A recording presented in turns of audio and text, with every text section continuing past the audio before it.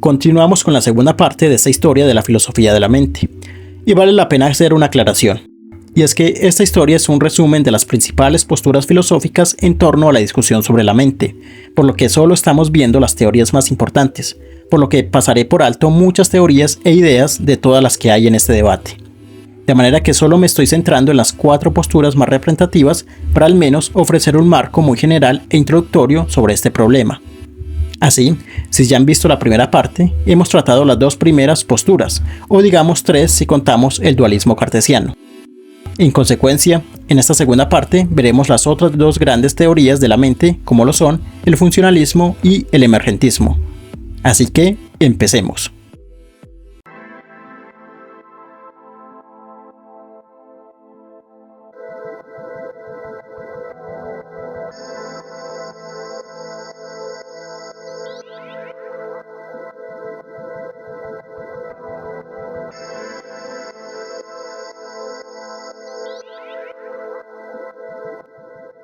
Habíamos quedado en las propuestas psicológicas del conductismo y la teoría de la identidad, 2 propuestas teóricas que intentan explicar el problema de lo mental desde un enfoque científico.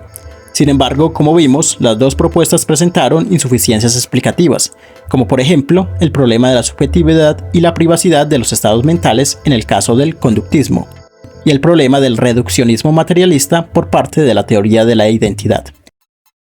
Ahora bien, en este punto surge otra propuesta que puede superar los problemas ya presentados por las 2 teorías anteriores, a saber, superar el externismo del conductismo, que no ahondaba en los estados internos de la mente, y superar el reduccionismo materialista de la teoría de la identidad al centrarse meramente en la materia biológica del cerebro, y enfocarse mejor en los procesos mentales propiamente.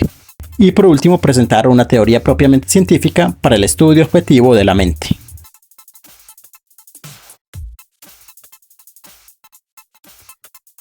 Esta nueva teoría, que se conoció luego como funcionalismo, se volvió muy influyente porque aparentemente pretende superar los retos que se presentan al dilema científico de la mente. Y es que, sin dejar de ser científico, propone adentrarse en el interior de la naturaleza humana, por lo que sería una teoría internista, al contrario del fallo del conductismo, y también evitaba caer en el reduccionismo cerebral de la teoría de la identidad al proponer que los estados mentales no dependen de los procesos neuronales, sino que dependen de la funcionalidad de esos mismos procesos. Es decir, la mente es un conjunto de procesos funcionales del cerebro, por lo que de lo que se trata es de estudiar la función que cumple el cerebro y sus conexiones, más no de su composición material. Todo proceso se caracteriza por tener una finalidad. Todo proceso lleva hacia un algo y se puede descomponer en partes las cuales cumplen un papel causal en el desenvolvimiento óptimo del proceso. Entonces, ¿qué tal si la mente, todos nuestros procesos mentales, como el pensamiento, la imaginación, el deseo, la memoria y las intenciones, son procesos que cumplen una función en específico que causa esos estados cognitivos en los que cada persona se siente experimentar subjetivamente? De esta forma, el funcionalismo presenta una teoría de la mente que no se centra en el cerebro, sino en la función de este. Y todo proceso funcional se puede estudiar científica y objetivamente con métodos matemáticos y lógicos, evitando así el conductismo y el materialismo. La mente, pues, según el funcionalismo, es un fenómeno dentro de la naturaleza que puede ser explicado por la ciencia natural, pero a partir de un enfoque funcional, a saber, estudiando los roles causales de las partes de un proceso particular que debe llegar a un fin predeterminado, como por ejemplo, cuál es la función, las partes y el fin de una actividad cognitiva como el recuerdo, etc.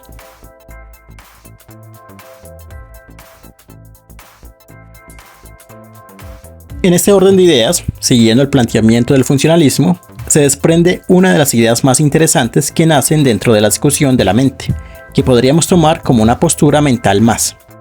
Y es que si el funcionalismo no propone un análisis material como la neurociencia y la biología, sino un análisis funcional más propio de las matemáticas y la lógica, sentencia que lo más importante es el rol causal de un proceso dentro de un sistema, más que el material del que está hecho dicho sistema. Por ejemplo, el cerebro es un sistema cognitivo que opera bien porque todos sus componentes cumplen con su rol causal dentro de su fin funcional. De manera que no importa de qué está hecho el cerebro, ese sistema, sino que cumpla con la función con la cual ha sido montado. En una idea más radical o extrema, se diría que el cerebro puede ser un sistema funcional, un sistema cognitivo, sin importar si está hecho de partes biológicas o mecánicas o artificiales. Si un cerebro sintético o artificial cumple al pie de la letra con las funciones precisas, no hay diferencia entre natural o artificial en vista a su función. Así, si una computadora cumple con las mismas funciones de un cerebro biológico, los dos, el cerebro sintético y el cerebro natural, operan de la misma forma y deberían producir los mismos resultados. De este modo nace la tesis de la inteligencia artificial, pues si el cerebro biológico cumple con unas funciones en específico y produce inteligencia y demás estados mentales, una computadora diseñada y bien ajustada, de idéntica manera al cerebro humano, puede producir lo mismo, es decir, que una máquina puede producir mente y pensar como una persona real. Sin embargo, ante estas felices propuestas tan optimistas del funcionalismo, otra postura filosófica se opone contradiciendo sus postulados más centrales, entre ellos los de la inteligencia artificial. Y así llegamos a la última teoría de la mente de la que vamos a hablar en esta historia de la filosofía de la mente. Y terminamos con el emergentismo.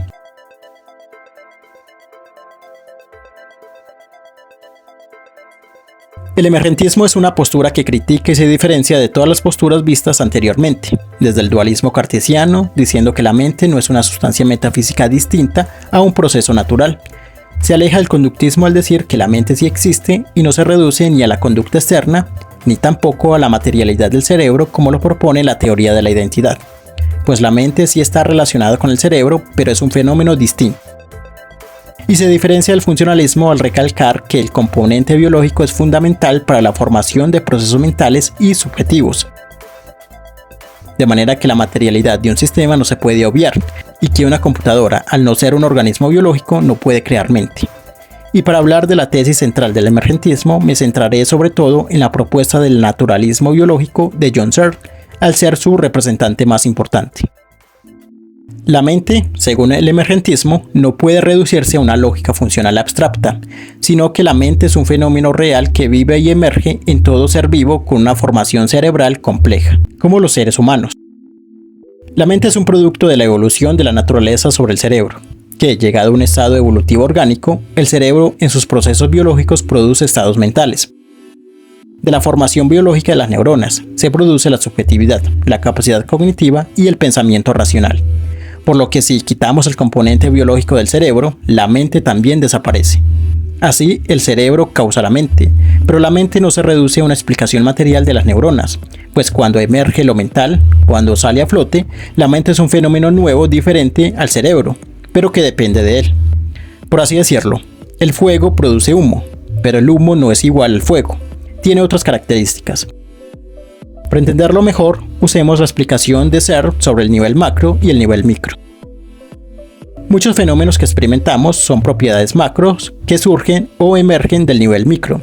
Por ejemplo, el agua o la liquidez es un fenómeno natural que emerge de las moléculas de H2O y de la forma en cómo se unen estas mismas moléculas.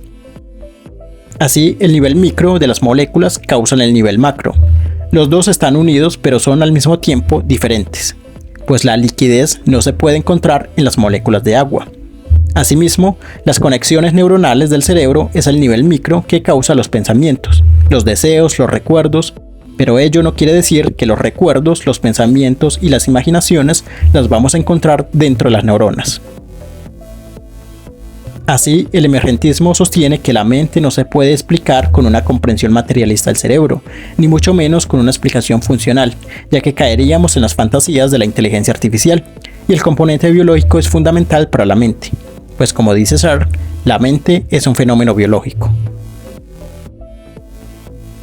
Y con esos argumentos terminamos esta historia de la filosofía de la mente, exponiendo las tesis principales de las posturas más representativas de esta disciplina filosófica, que aún hoy siguen siendo muy actuales y generan mucho debate. Pero con estos videos creo que tienes un marco amplio y básico para que analices el panorama y mires en cuál teoría o postura te ubicas, y creas cuál es la más apropiada para comprender ese fenómeno tan misterioso, pero a la vez tan fascinante como lo es la mente o la cognición en general. Espero que hayas aprendido algo, que te haya gustado y sobre todo que dejes tus ideas y opiniones en los comentarios, los estaré leyendo. No siendo más, los y las saludo y nos vemos en un próximo video.